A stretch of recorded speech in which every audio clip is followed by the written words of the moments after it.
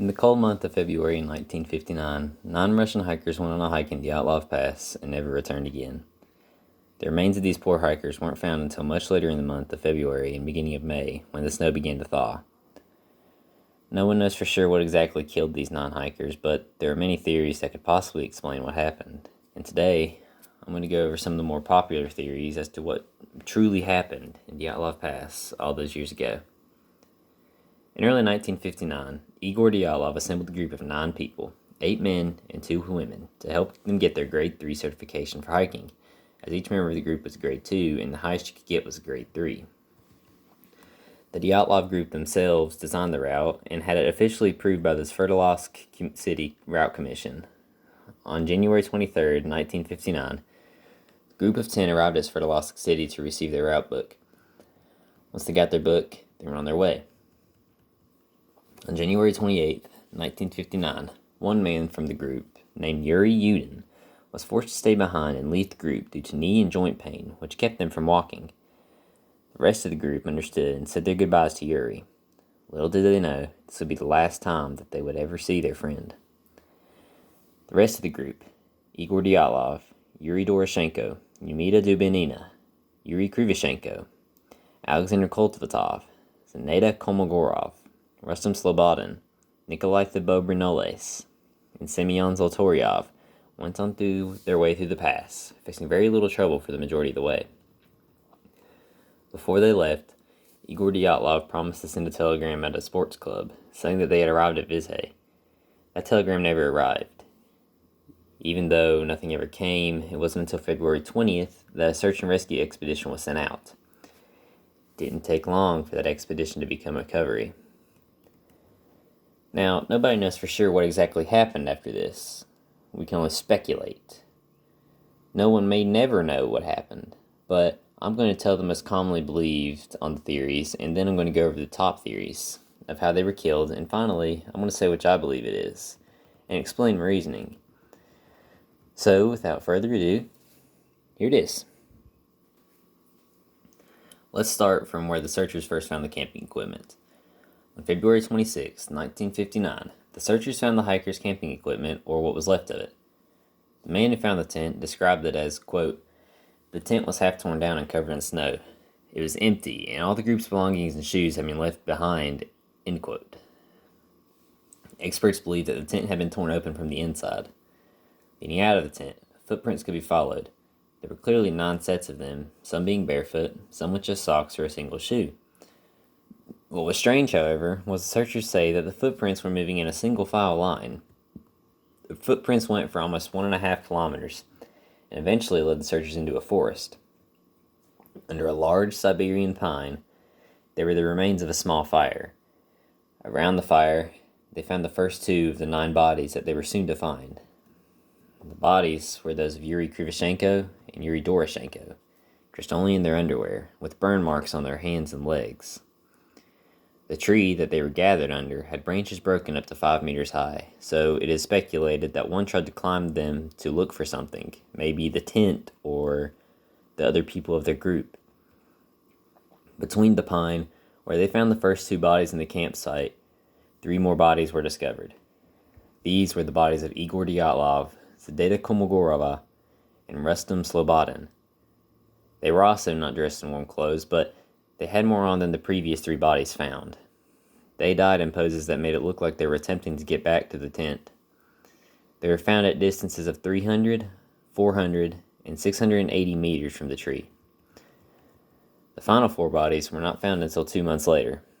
On May 4th, under 4 meters of snow, the bodies were found in a ravine 75 meters from the tree. The bodies were those of Yumita Dubinina, Alexander Koltvatov, Nikolai Thibault-Brinoles, and Semyon Zolotaryov. 3 of the 4 bodies were much more well dressed than the others.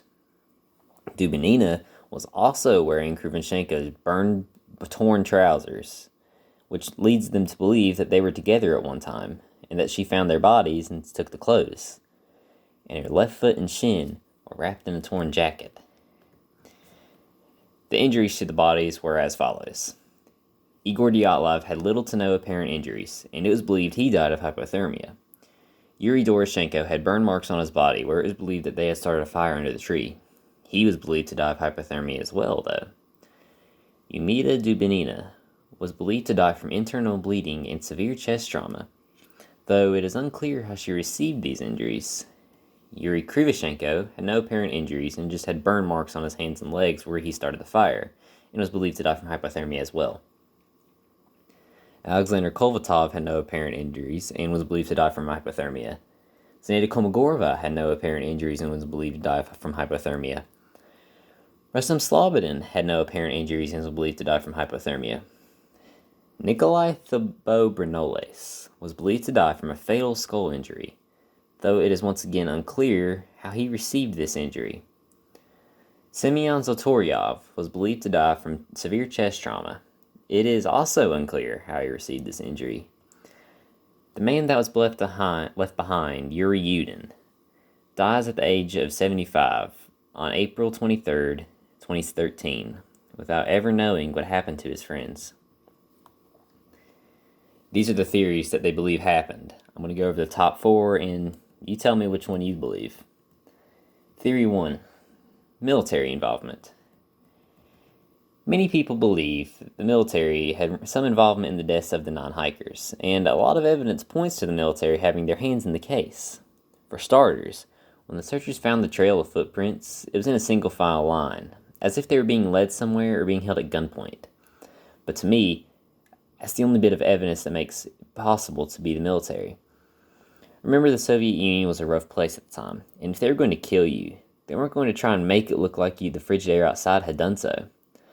Also, the military wouldn't let the hikers wander off in their different directions like the placement of the body suggests.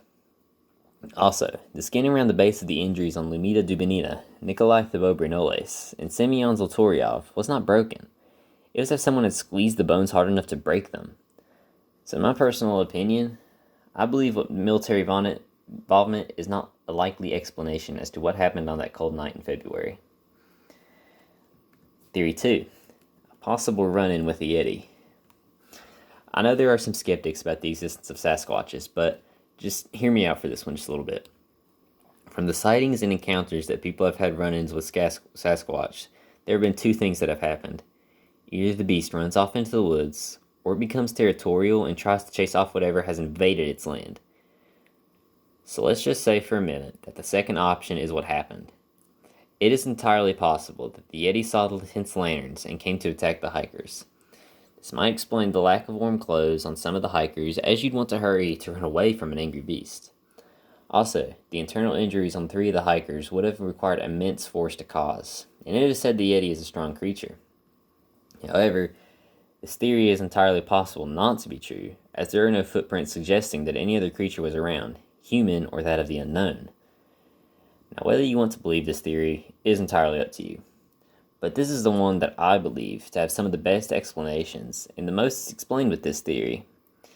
You just have to keep an open mind on this one, and entertain the possibility that a Yeti exists. Theory 3. A possible avalanche. An avalanche in the Russian mountains was not unheard of. An avalanche could once again explain why the hikers rushed out of their tent and weren't properly dressed for the frigid temperatures. However, this theory can be mostly debunked, because when searchers go into the campsite, the tent had very little snow covering it, and it was still very visible.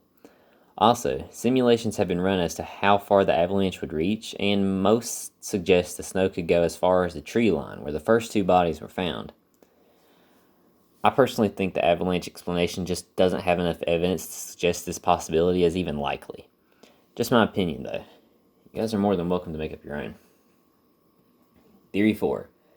Possible extraterrestrial encounter.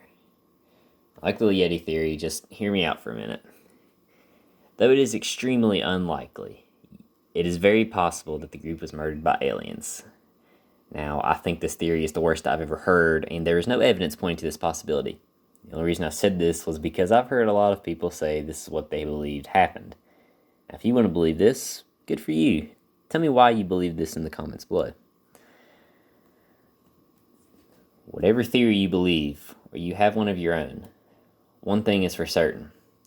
The 9 hikers of Dyatlov Pass were murdered by an unknown force. Now, whether that was the military, or aliens, or just in Mother Nature, I can't say for sure. People all over the world have speculated for years what actually happened in that past, and the truth is, we may never know. If you guys have any theories of your own, then feel free to leave a comment, email me, or message me on Twitter or Instagram, all of which I'll leave in the description below. Also, tell me what other mystery you'd like me to review the same way. I probably will be uploading these every 2 to 3 weeks as they can be hard to make. Leave a like if you enjoyed this video and subscribe so you don't miss any catch-all future uploads. Thank you everyone for listening, and I'll catch you in the next one.